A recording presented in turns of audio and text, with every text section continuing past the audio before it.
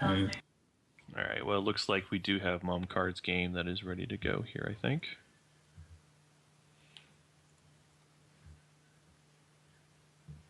We were gonna. Yes, that is who we were gonna watch. An interesting champion matchup right now.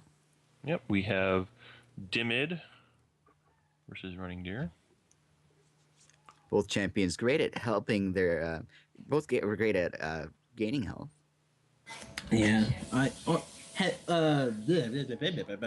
Dimit is, of course, a little more situationally powerful. Like if you're already swinging, it's kind of like a win more. If you're already getting a lot of damage through, you can get a lot of that health back. Whereas running deer is just a little more consistent, slow paced healing, but it doesn't require a troop on board. So Revealing Ruby rather than a beginning Wild. So we're looking at Wild Ruby from JohnDruitt up there. Henip, of course, we already know from previously covering him, he is a Diamond Ruby deck.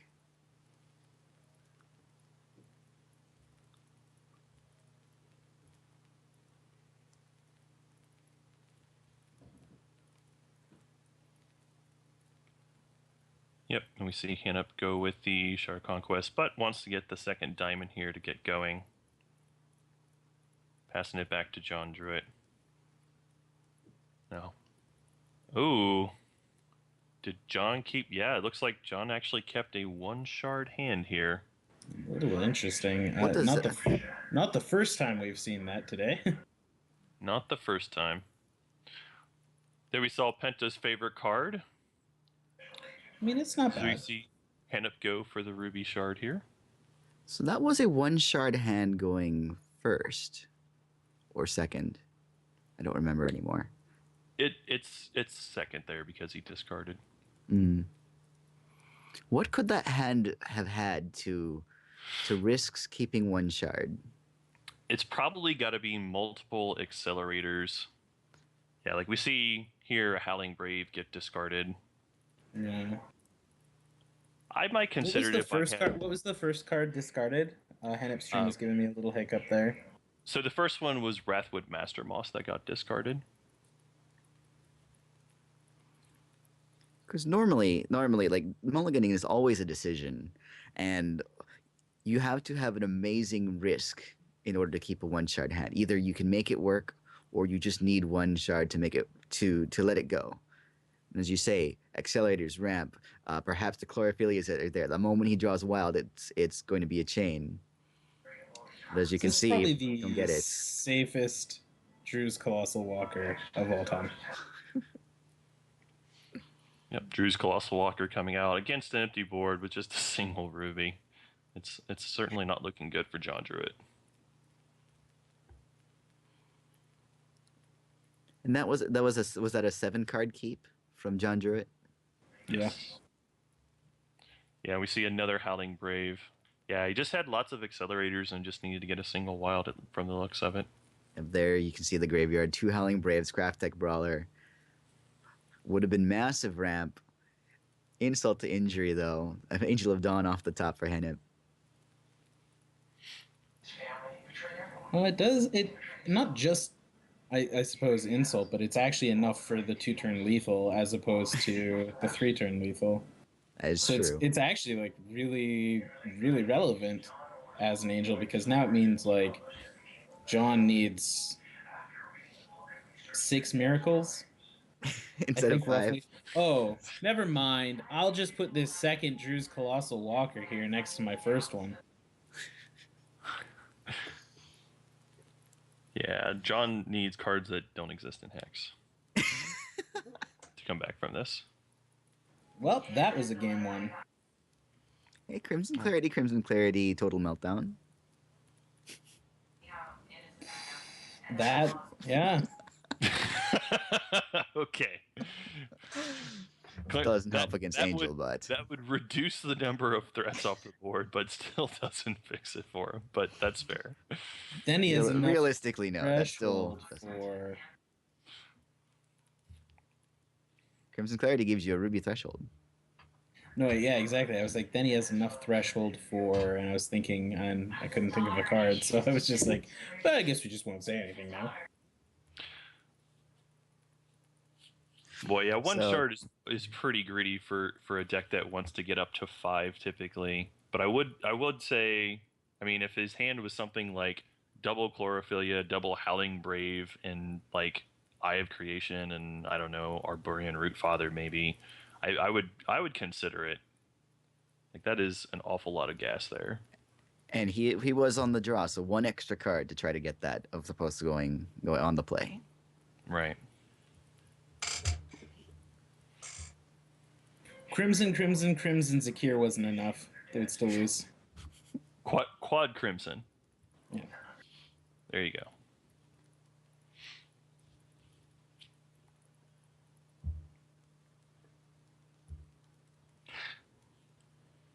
Man, now I just want to do that just for funsies.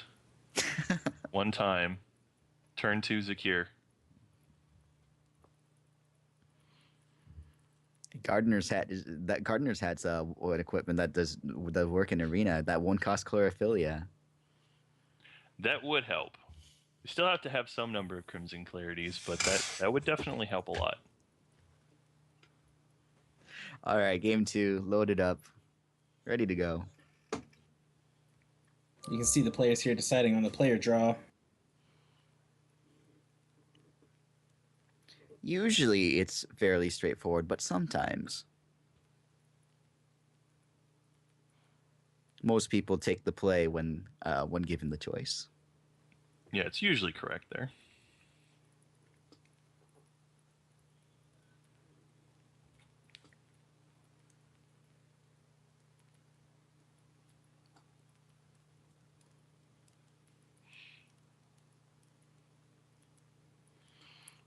Four Crimson into 4 Heat Waves doesn't work because Crimson only gives you a net +1 resource. It costs 2 and gives you 3. And so 4 Heat Waves would need 8 resources.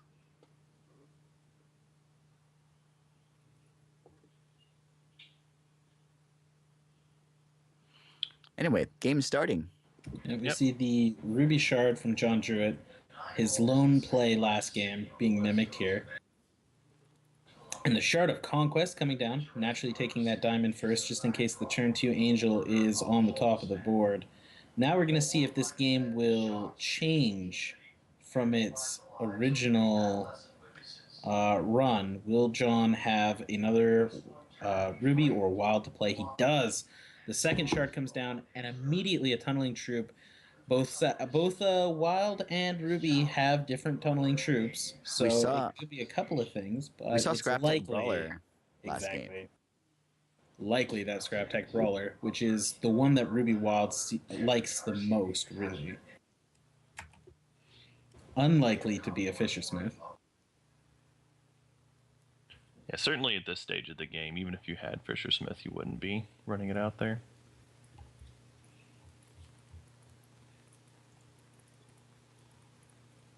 So Soul Marble from Henip. He feels this is the time, it's the safe moment to start charging the Soul Marble, to start chiseling out a hero to defend his keep. On the other side, John, playing a third Shard down to 5 cards in hand, throws down the Gobbleglade Witch, who is actually really good at dealing with Soul Marble, but will need to do so at some time before Henip can actually complete it.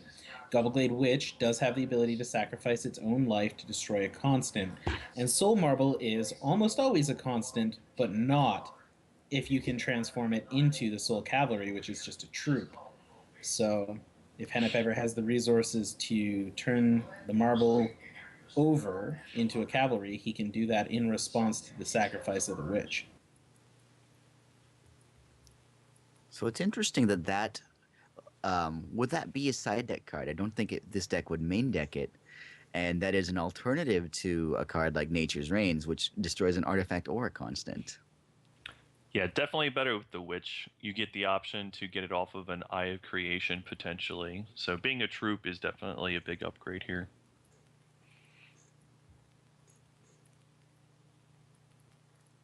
We see a dual shard and turn pass.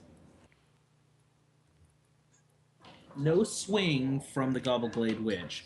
Not willing to potentially trade his method of destroying the marble in exchange for a living totem. It's kind of a sign that he doesn't have a backup one. Now, Ruby Diamond doesn't have a very effective way of stopping the actual Eye of Creation being played. It's not like when you're playing against Sapphire where you have to be like, do they have 2 or 3 resources open? I can't play this. If that's a Scrap Tech Brawler and it pops up next turn, John plays a resource. He's at 8. Yep. He can eye for 5. And if he hits any number of big troops, it can very drastically change the board. 1 to 2 is good. 3 or more might phenomenally change the game.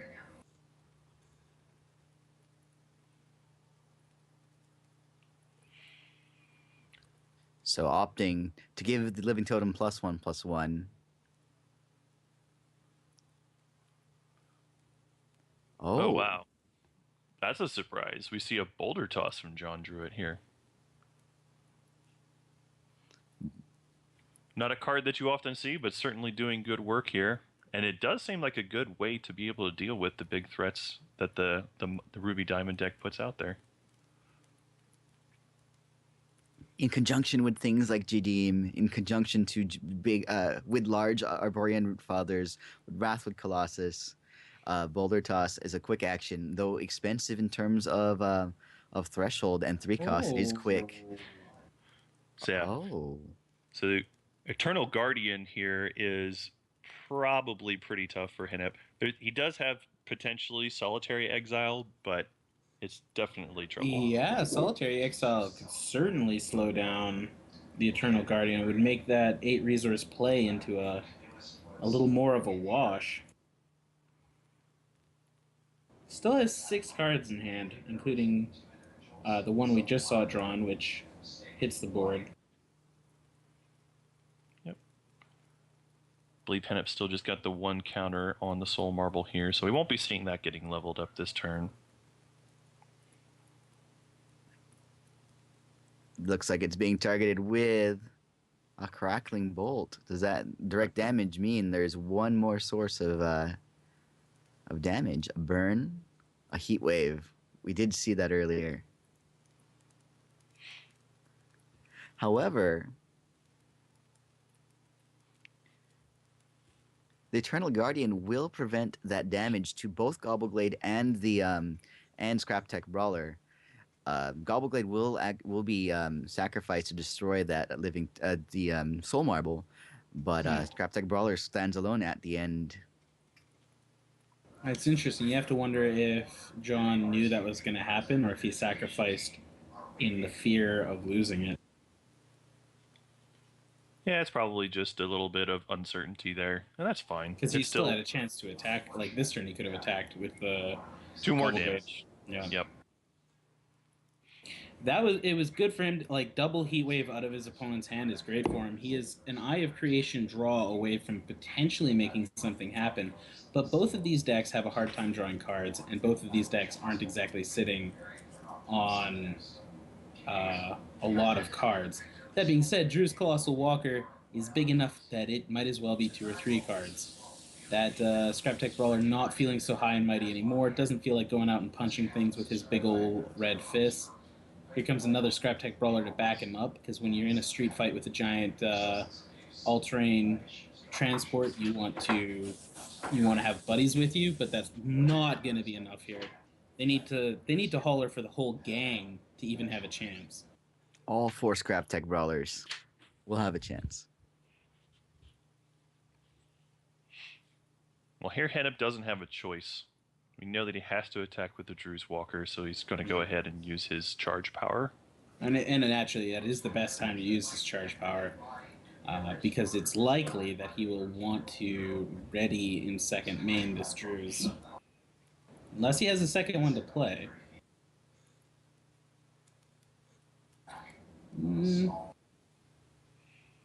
Okay, maybe leave it back now. And that is all of Henip's cards, a Soul Marble and a Living Totem. Yep, this is it. If, for example, Compost was a card that JohnDruitt actually had, which is insanely unlikely, the blowout here would be still not phenomenal, really, because the Living Totem would still be a guy. Oh, man. The Rowdy Bunch crew getting together. The tunnel snakes, quite literally popping up underground, ready to fight off anybody for their sweet rolls. Even if it is a Drew's Colossal Walker. That is probably the last card John wanted to see off the top. If that was his last card in hand last turn, he definitely would have played it as well. So, sitting on one card that we don't know. A card that he cannot play with his current resources and his current thresholds. Wrathwood Colossus? Maybe. And Wrathwood Colossus is actually a fair card here. But if it was Wrathwood Colossus, maybe he'd have tunneled one of these scrap techs. For that chance, that is fair. Could be another Guardian still. But yeah, even with that, it still feels like you'd probably go ahead and tunnel one of those. Unless you literally just drew it. Things getting pretty bad for John here, because this 10-10 Drews is going to swing in. And it now has Steadfast, and it has Spell Shield. It doesn't even need to exhaust anymore. It's got Life Drain. It's got Crush. What more could you want out of a Colossal Robot? I imagine that on the underside of Drew's Colossal Walker at this point, Henip has attached some Underlight. So, like, wherever it goes, there's, like, this faint blue glow under the ground now. Hydraulics. Well, there's the Eye of Creation for 5. 4. Hits a Battle Beetle. And hits another Eye of Creation, which... Unfortunately, that's not useful. Once upon a time, yes. Used to be a really, really great thing to hit, but is no longer. And for most of your Hex career, guys, most of the people listening won't even know. Well, at the very least, he has enough attack and defense to kill that Drew's Colossal Walker. A Living Totem will still be a problem. Yeah, it's still gonna siphon some health out too, and even more relevant, I suppose. The Living Totem is just gonna grow some little eagle wings and flap over the competition here. Yeah, there was a one or two turn window where John could have maybe gotten like a Root Father to win, but the window has just closed now.